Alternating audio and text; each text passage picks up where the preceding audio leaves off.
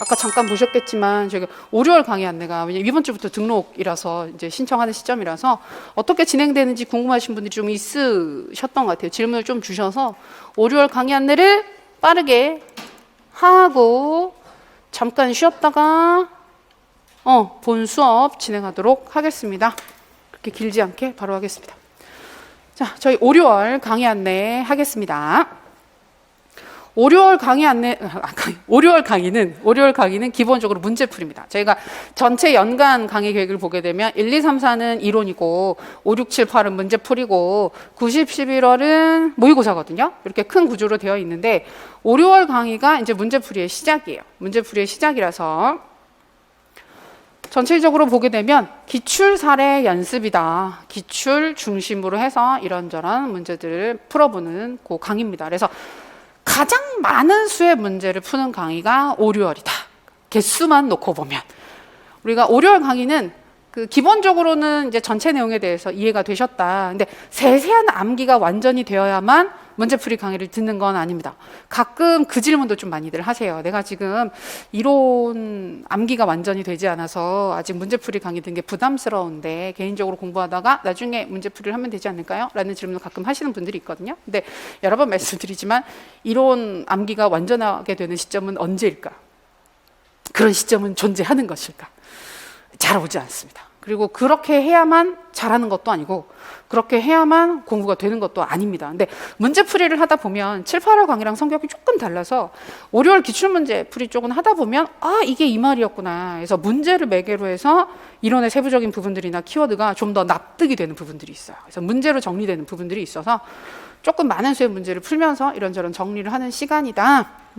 그리고 우리가 주로 다루는 문제는 첫 번째 우리 논술 기출을 전부 다 다룹니다. 첫 번째 시험부터 해서 작년 시험까지 해서 논술 기출 문제들을 다 다루는데 다루는 형식이 두 가지 스타일이에요. 그래서 우리 논술 문제 보셔서 다 아시죠? 그래서 전체 주제가 있고 4가지 세부 영역들을 물어보는 일반 형식의 기본 문제가 있는데 그 형식으로도 다루고요. 그 형식으로도 다루고 각각의 사항들을 영역별로 쪼개서 우리가 심리 볼 때는 심리 부분들에서 물어봤던 논술 그 부분들을 따로 다 띄워가지고 그것만 쭉 확인하는 부분들이 있어요. 이런 식으로 해서 그렇게 그 논술 문제를 구분해서 확인하는 부분과 전체를 하나의 주제 내에서 같이 확인하는 부분, 그래서 두 가지로 같이 확인을 하게 되고요. 그 다음에 객관식, 가끔 객관식 문제를 볼 필요가 있느냐라는 질문 많이 하시는데 저는 의미가 있다고 생각해요. 그리고 우리가 형성평가 볼 때도 한 번씩 객관식 문제 보잖아요. 근데 보면 좀 신선하죠. 그리고 객관식 시험이면 참 좋겠네. 다 싫죠, 그죠? 객관식이건 논술이건 다 싫긴 한데 객관식 문제는 문제 보기들이 우리 시험의 방향성이나 우리가 어떤 키워드를 찾게 할 때, 우리가 답을 찾을 때 되게 큰 그 연계가 되는 고리들을 많이 제공을 해주게 됩니다. 그래서 실제 시험에서는 이런 사례들을 보여주고 이 이론을 찾으라고 하는구나. 이 이론에서 가장 핵심적인 키워드를 이런 식으로 접근을 해서 다루게 되는구나. 이런 부분들을 아주 많은 사례들을 통해서 보여주게 되기 때문에 우리가 기계적 암기 학습을 통해서 달달달달 외우지 않아도 주요 영역들의 문제들을 객관식을 통해서 좀 여러 번 보다 보면 자연스럽게 체득되는 부분들이 있어요. 체득되는 부분들이 있어서 조금은 그 틀을 잡는데 주요 키워드를 찾는데도 굉장히 도움이 되고 그다음에 이전에 나왔었던 주로 출제됐던 항목들은 대부분 다 객관식 기출, 우리 객관식 기출에서 크게 다룬 적이 있는 항목들이 많습니다. 그래서 좀 출제가 덜 되는 마이너한 영역들은 그냥 가볍게 확인하는 정도로 보긴 하겠지만 주 출제 영역 같은 경우에는 문제 사례 자체도 되게 의미가 있어요. 실제 문제 사례 활용되는 경우들도 있어서 그래서 그런 부분들을 주로 확인을 하게 됩니다. 그리고 세 번째가 5급 2차 시험. 그러니까 우리가 보통 얘기하는 행정고시 있잖아요. 행정고시에서 교육직렬을 뽑는 시험의 2차 시험은 그 교육학 서술형 시험입니다. 근데 난이도는 들쭉날쭉해요. 어려운 시험도 있고 쉬운 시험도 있긴 한데 결국은 물어보는 방향성 자체는 우리 시험이랑 많이 유사해요. 그리고 객관식 때도 5급 시험이랑 우리 객관식 시험은 문제가 서로 약간씩 영향을 주고받았어요. 그래서 안 나오다가 5급에 언급된 적이 있는 문제는 갑자기 우리 시험에 갑자기 나온다든지 이런 식으로 서로 영향을 주고받았던 부분이고 가장 관련된 좀 최근에 우리가 볼 수 있는 관련성이 높은 기출문제 영역이기 때문에 이 부분들을 확인을 하게 됩니다. 그래서 이때는 우리가 문제를 영역별로 풀어요.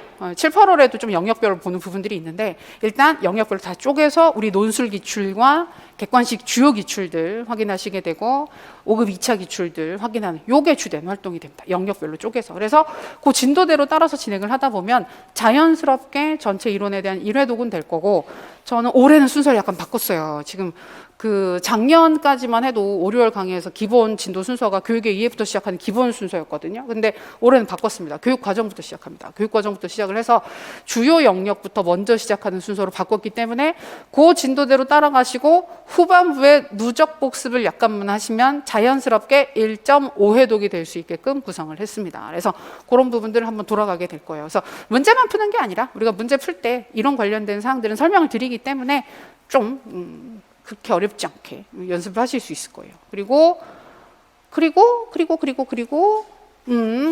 주요 특징 부분에서는 맨날 똑같지만 그 우리 구조화 자료랑 암기 자료는 나갈 거예요. 지금 익히 자료 나가고 있는데 우리가 1, 2월 달에는 익히 빈 자료가 나갔고 3, 4월 달에는 익히 채워진 자료가 나왔죠. 5, 6월 달에는 채워진 자료와 부분적으로 구멍을 뚫은 자료가 나갑니다. 그래서 부분적으로 구멍을 뚫어서 그 핵심 키워드, 반드시 외워야 하는 핵심 키워드를 인출해 볼 수 있는, 그러니까 완전히 빈 자료는 아니에요. 부분적으로 비어 있어요. 그래서 그런 부분들을 인출해 보는 또 자료, 개인적인 공부를 할 수 있게끔 드릴 거예요. 그리고 모의고사가 4번입니다. 따단. 그래서 모르겠어요. 모의고사가 4번인데 그럼 2주에 한 번입니다. 2주에 한 번씩 보면 되게 감각이 훅 올라와요. 그리고 이론을 공부할 때는 모의고사를 사실 그렇게까지 많이 보는 게 감을 잡는 데 조금 도움이 되진 않는데 문제풀이를 하시다 보면 확실히 달라집니다. 그래서 지금 우리가 다음 주에 우리 3, 4월 강의 중에는 모의고사가 있을 텐데 그 모의고사가 지금 느껴지는 그 부담감, 모의고사에 대해서 하나하나에 대해서 느끼는 부담감보다는 5, 6월에 2주에 한 번씩 보시고 나면 정말 약간 달라져요. 모의고사를 볼 때 와, 내가 이렇게 쓰네. 그렇게 애를 쓰지 않았음에도 불구하고 결과적으로 이렇게 서술이 되네 라는 느낌을 받으실 수 있도록 우리가 4번의 모의고사를 그 2주에 한 번씩 보게 될 거고 그때 모의고사는 지금처럼 보시는 것, 지금 늘 보고 있는 것처럼 실전 형태입니다. 실전 형태라서 4가지 서로 다른 영역을 주제를 중심으로 쓰는 연습을 그냥 똑같이 4번 진행하게 될 거예요. 그리고 개별 첨삭은 2번, 그래서 한 달에 한 번 꼴로 첨삭을 받으신다라고 생각하시면 되겠습니다.